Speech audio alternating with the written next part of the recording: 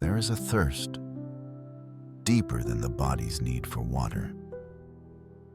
It is the thirst to be seen, truly seen, not just noticed, not just categorized by our labels, our jobs, our relationship status, our past mistakes, but seen in the complex, contradictory, often hidden reality of who we actually are. Seen with our wounds, our longings, our buried shames, and our flickering hopes. And alongside this thirst to be seen is the profound fear of it. Because what if, when someone truly sees us, all of us, they turn away in judgment or disgust? So we hide. We manage perceptions. We perform roles.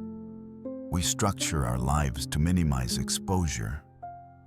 We come to the well, as it were, at noon, when the sun is hottest and fewest people are around, hoping to draw our water and retreat unnoticed. This deep human drama, the thirst for authentic connection warring with the fear of judgment, is played out with exquisite psychological nuance in one of the longest and most intimate recorded conversations of Jesus. His encounter with a Samaritan woman at a well. The story, found in the 4th chapter of John's Gospel, begins simply. Jesus, weary from his journey, sits down by Jacob's well in Samaria. It is about noon, the hottest part of the day. His disciples have gone into town to buy food. A Samaritan woman comes to draw water. And immediately, the stage is set for a profound transgression of social boundaries. First, Jesus is a Jew, and she is a Samaritan. The animosity between these two groups ran deep, centuries old. Pious Jews typically avoided Samaria altogether. To speak to a Samaritan was already crossing a line. Second, she is a woman. In that culture, it was highly improper for a man, especially a rabbi, to engage in a public conversation with a woman he did not know. Third, as we will learn, she is a woman with a complicated past, likely ostracized even within her own community. Her choice to come to the well at noon, the hottest and least convenient time, suggests she is actively avoiding the other women who would gather in the cooler morning or evening hours. She's hiding. She approaches the well, burdened perhaps not just by her water jar, but by layers of shame, ethnic shame, gender shame, and personal shame. And Jesus does the unthinkable. He speaks to her, directly, respectfully, and he makes a request that shatters the social protocol. Directly, respectfully. In this simple request, he is already beginning to dismantle the walls between them. The woman is stunned. Her response is laced with the weariness of someone used to being defined by her labels. You are a Jew, and I am a Samaritan woman. How can you ask me for a drink? She immediately brings up the wall, the history, the us versus them. She expects rejection, or perhaps condescension. Jesus' reply gently ignores the ethnic and gender barriers she has raised. He shifts the conversation immediately from the physical to the metaphysical, from water to living water. If you knew the gift of God, he says, and who it is that asks you for a drink, you would have asked him, and he would have given you living water. This is classic Johannine language. deeply symbolic, mystical. The woman, understandably, takes him literally. "Sir," she replies, perhaps a little skeptically, "you have nothing to draw with, and the well is deep. Where can you get this living water? Are you greater than our father Jacob, who gave us the well?" She is still operating on the level of logistics, of history, of status. Jesus patiently pushes deeper. "Everyone who drinks this water," he says, gesturing to the well, "will be thirsty again. But whoever drinks the water I give them will never thirst. Indeed, the water I give them will become in them a spring of water, welling up to eternal life." He is speaking of a different kind of thirst, that deep existential thirst we spoke of earlier. The thirst for meaning, for belonging, for acceptance, for life itself. He is offering her not just temporary relief, but permanent internal satisfaction. The woman's interest is piqued. She doesn't fully understand, but she feels the weight of his words. She feels, perhaps, the stirring of her own deep thirst. "Sir," she says, now more earnestly, "give me this water so that I won't get thirsty and have to keep coming here to draw water."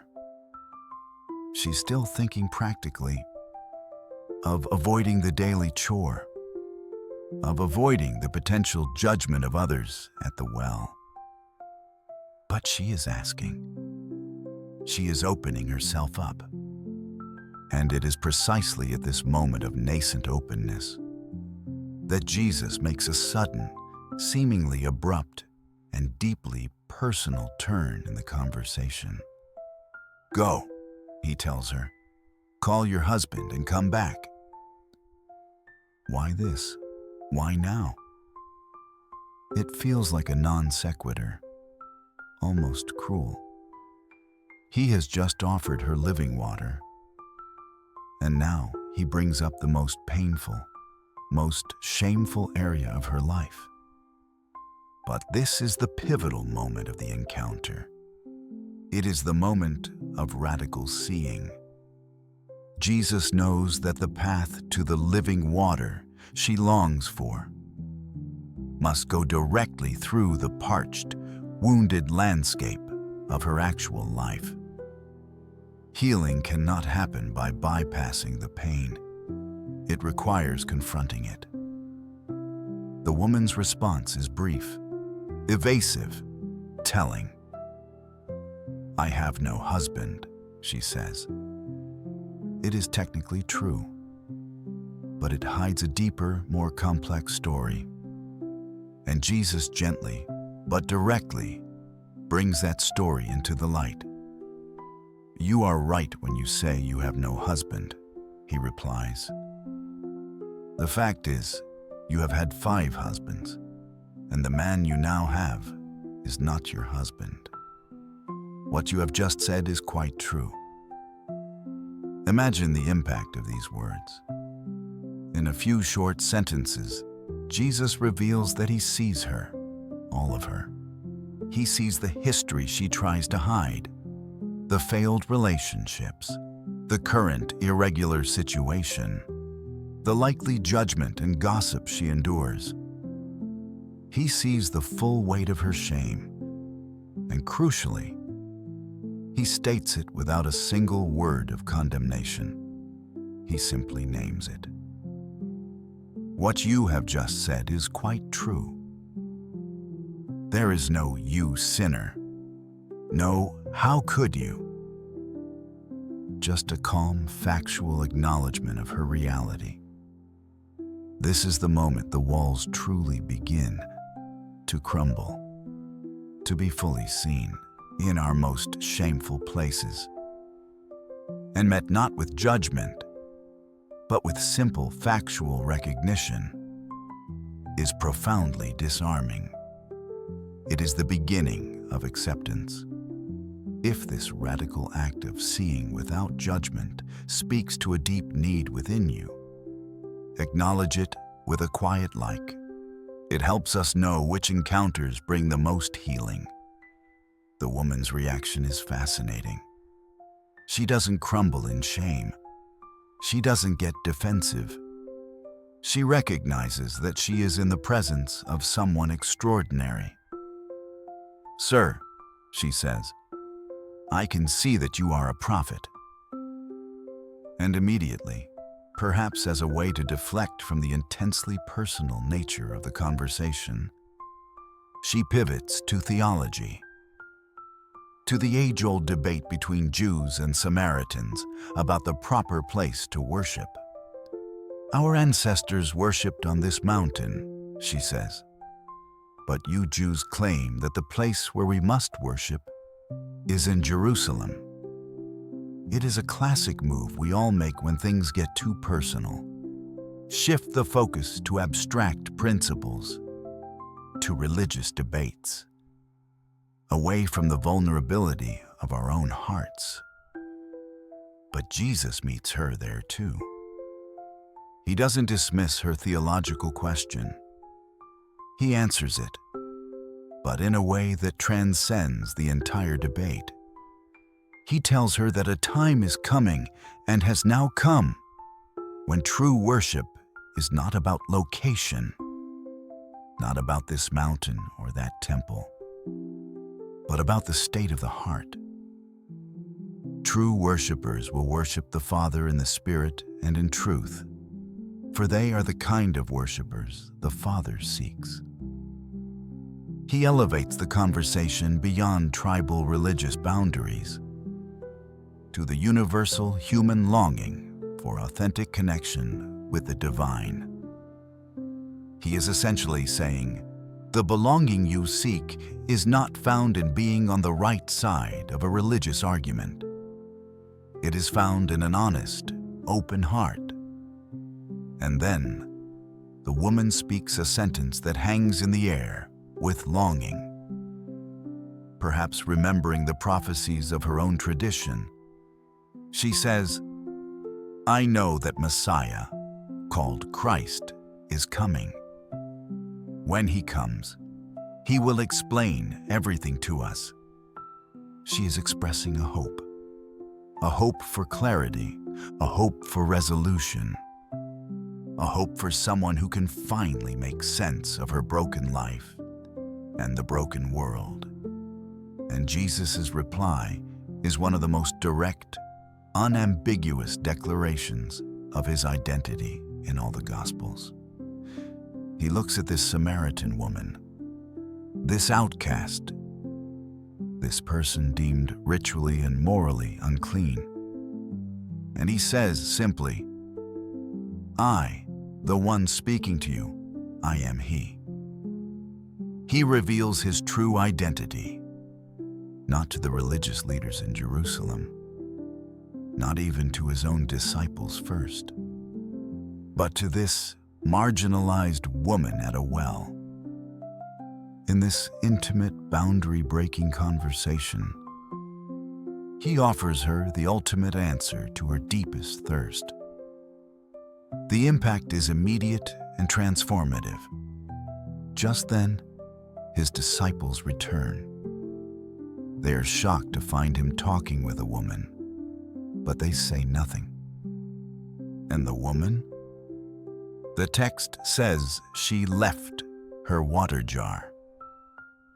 This small detail is profoundly symbolic. The heavy jar, representing her burden, her shame, her old way of life, the reason she came to the well in the first place, is left behind. She has found a different kind of water. And what does she do? She runs back to her town. The woman who came to the well at noon to avoid people now runs directly to them. And she becomes the first evangelist in John's Gospel. "Come," she says to the townspeople, See a man who told me everything I ever did.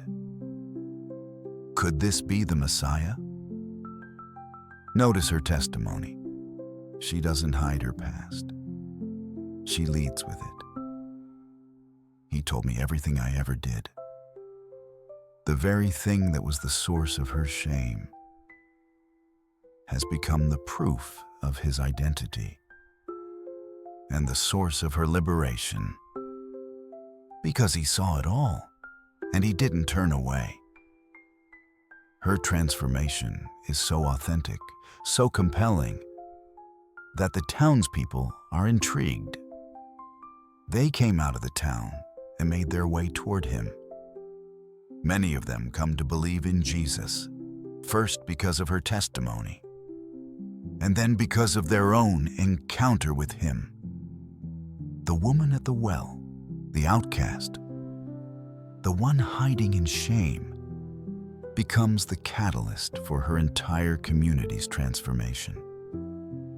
All because one person was willing to cross the boundaries, to sit with her in her reality, and to truly see her. This story is a timeless portrait of the human condition and the power of redemptive encounters. It validates our deep thirst for belonging, our longing to be known and accepted beyond our labels and our pasts. It acknowledges the crippling power of shame, how it drives us into isolation and hiding. It models a way of seeing others, not through the lens of judgment, but with radical attentiveness, honoring their story, naming their reality without condemnation. And it reveals the profound truth that being truly seen, even in our most broken places, can be the beginning of our deepest healing. It is the living water that quenches the thirst no earthly well can satisfy. So let's close with a gentle reflection, a live benefit. Let's call it the well of seeing. Think of someone in your own life who feels unseen.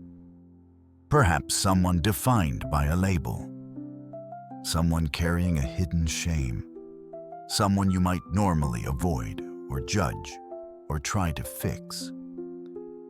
And just for a moment, practice seeing them differently. Imagine sitting with them by the well, asking them for a drink, listening to their story without interruption, without judgment, without needing to offer advice. Simply offering the gift of your full, compassionate attention, the gift of truly seeing them. This is where the living water begins to flow, not just for them, but for us too. If this story of being seen and accepted resonates with a deep thirst in your own soul, subscribe to Soul Scripts. Let's continue to explore these transformative encounters together. Thank you for meeting us at the well today.